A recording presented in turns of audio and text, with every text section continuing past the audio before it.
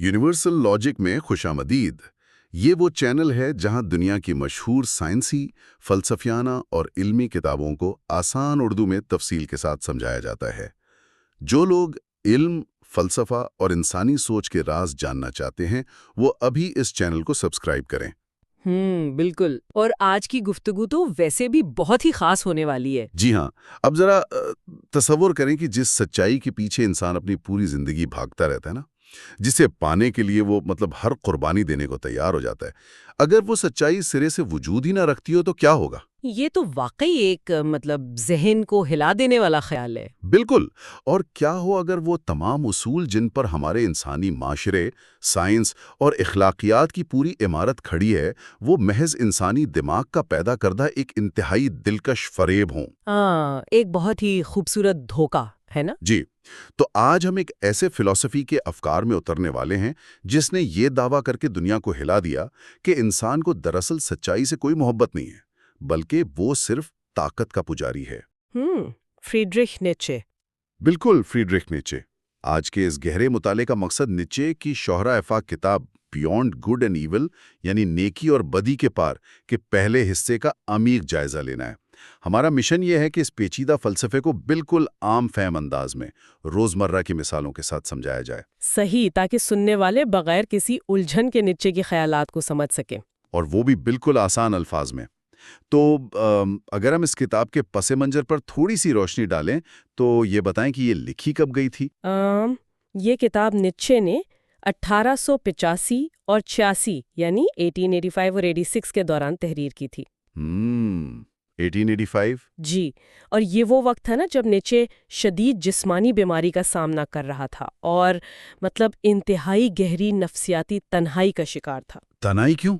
کیا وہ لوگوں سے دور ہو گیا تھا؟ جی، دراصل اسے شدت سے محسوس ہونے لگا تھا کہ جدید انسان ایک ایسی کھوکھلی اخلاقیات اور جھوٹے عقائد کا بوجھ اٹھائے ہوئے ہے جس کی کوئی بنیاد ہی نہیں ہے۔ ارے واہ! اور اسی لیے نیچے کو جدید دور کا ایک انتہائی اہم لیکن ساتھ ہی سب سے متنازع اور باغی فلسفر مانا جاتا ہے۔ باغی فلسفر؟ بالکل۔ اس کتاب کی اہمیت ہی یہ ہے کہ یہ مستقبل کے فلسفے کا ایک دباچہ یا آپ کہہ لیں پریلیوڈ ہے۔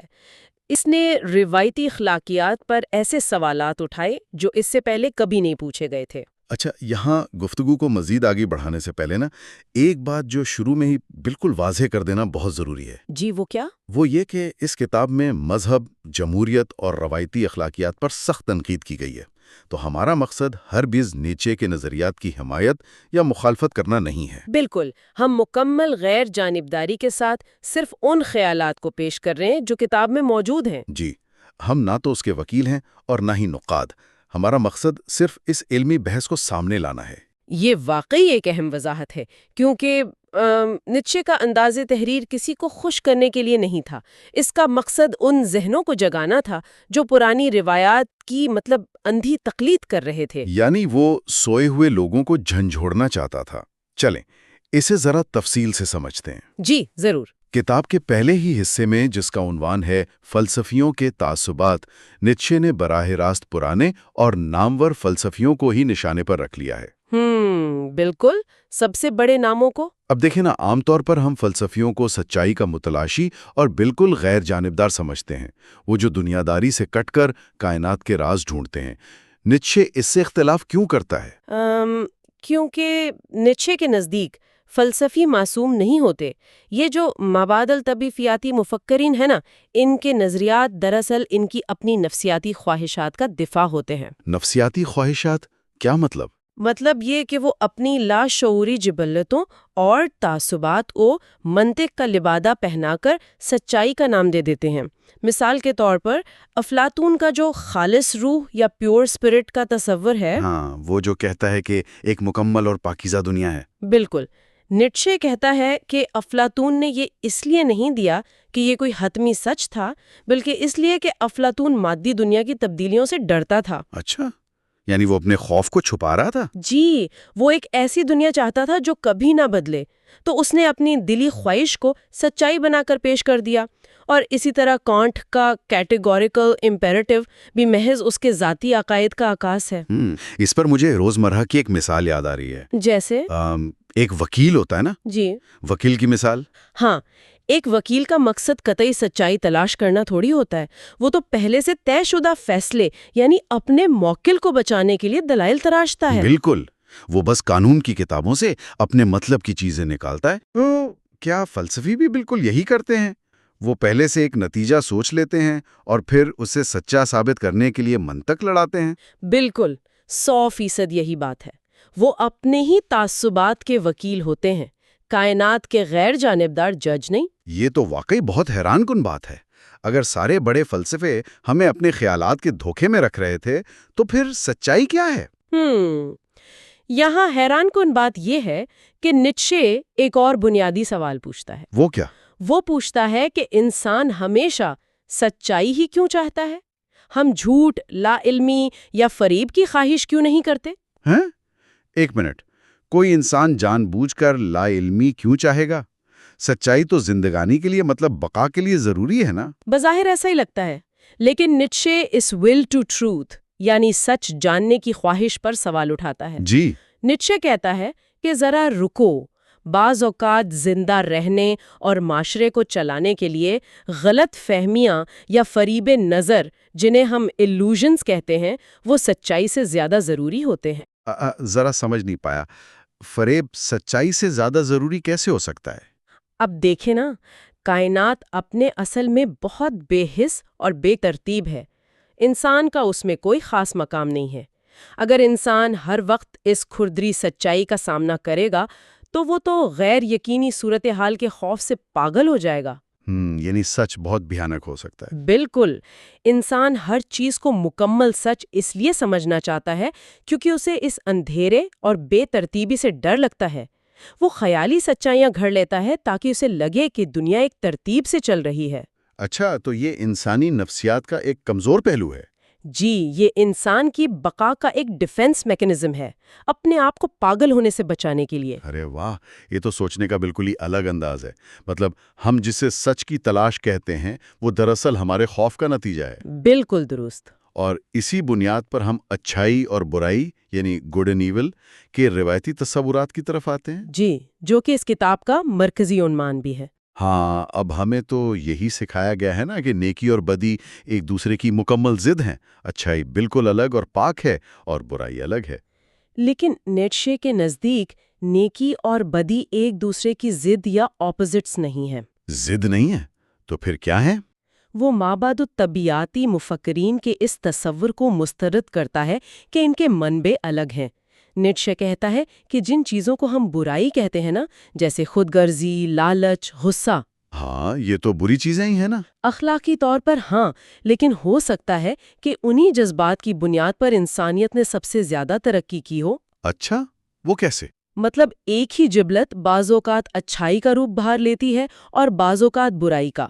وہی خود غرضی اور مقابلہ بازی جو بری لگتی ہے، وہی انسان کو نئی ایجادات اور سائنس میں ترقی کرنے پر مجبور کرتی ہے۔ مجھے ایک مثال ذہن میں آ رہی ہے، جیسے ایک درخت ہوتا ہے نا۔ جی، درخت۔ اس کے پھل تو بہت میٹھے اور خوبصورت ہوتے ہیں جنہیں ہم اچھائی کہہ سکتے ہیں، لیکن اس درخت کی جڑیں تو اسی گندی، تاریک اور کیچڑ والی مٹی میں دھسی ہوتی ہیں نا۔ بالکل، بہت زبردست مثال ہے۔ اگر کوئی کہے کہ میں جڑوں کو کیچڑ سے نکال کر صاف پانی میں رکھ دوں گا تو درخت تو مر جائے گا۔ یعنی وہ برائی، وہ کیچڑ ہی دراصل تہذیب کے پھلنے پھولنے کا خام مال ہے۔ جی بالکل، اگر انسانی نفسیات سے یہ تمام تاریک جبلتیں نکال دی جائیں تو شاید ہم کوئی بڑا کام کر ہی نہ سکیں۔ یہ تو واقعی ہوش اڑا دینے والی بات ہے۔ اچھا، اب ذرا ارادہ آزاد یعنی فری ول کی بات کرتے ہیں۔ یہ نیٹشے کا ایک اور انتہائی پیچیدہ موضوع ہے۔ ہاں، کیونکہ میں ایک عام فہم سوال پوچھنا چاہتا ہوں۔ کیا انسان واقعی اپنے فیصلوں میں آزاد ہے؟ مطلب اگر میں ابھی یہ فیصلہ کروں کہ مجھے بولنا ہے یا چپ رہنا ہے تو یہ میرا ہی ارادہ ہے نا؟ بظاہر ہمیں ایسا ہی لگتا ہے، لیکن نیٹشے کی نفسیاتی تشریح اس سے بالکل مختلف ہے۔